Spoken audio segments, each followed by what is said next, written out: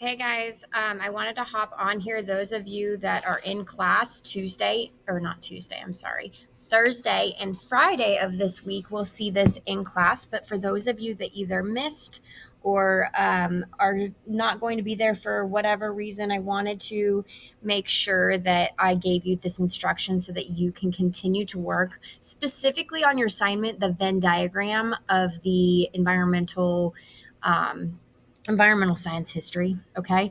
So if you're looking at my screen, you're seeing a very well done timeline. I know you knew that's what that was.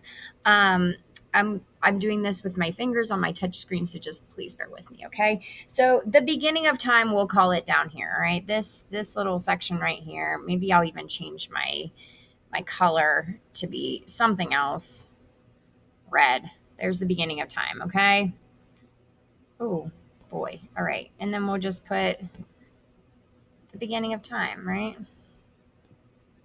We're good there. Okay. Boop. There she is. Let's go back to black. That was way easier, right? Okay, so we've got the beginning of time right here. And the beginning of time brings the beginning of a lot of things, and not until later, after kind of the earth was, do we find human like people, humans. Okay. And right about this time is the beginning of what we call humans. All right. Sorry, I know I'm like putting my thing right in it. Anyway, beginning of humans right around this time. Okay. And we call this the hunter gatherers. I'm really, really sorry about my handwriting. Okay. So you've got the hunter gatherers, okay? And in the hunter gatherers, we see people kind of like cavemen that used to gain their energy by poaching food.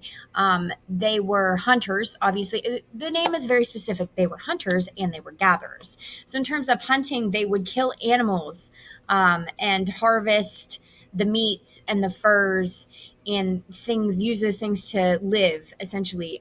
They would gather crops, they would gather plants. And so these people were really good at moving. Okay. They didn't really have a set location because, as you know, if you're following a crop, if you're following an animal, you have to be on the move. Okay. You can't just sit in a house.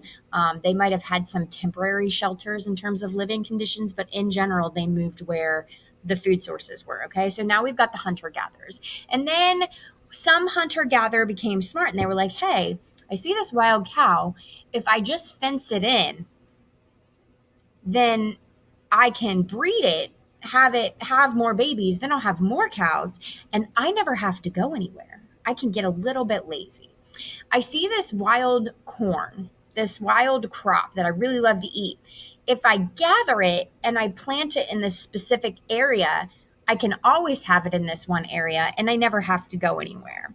Okay. So then we move in to something, I'm not going to write it all out, the agricultural revolution. Okay. And this is when plants and animals were domesticated, which basically means kind of like made to stay in one place, made to do what humans wanted them to do. Plants and animals were domesticated for the purpose of living, basically using them as energy.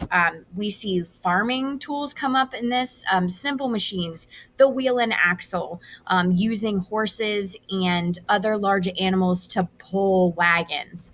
This is all during the agricultural revolution. And we see the population size growing a little bit because now people have to have children to help them run the farm. And also, you're not having to move constantly. So things such as broken legs, and like these people are not doomed to death now because they can't move and either get away from wild animals or whatnot. And I will be right back with the next part of this video. Okay.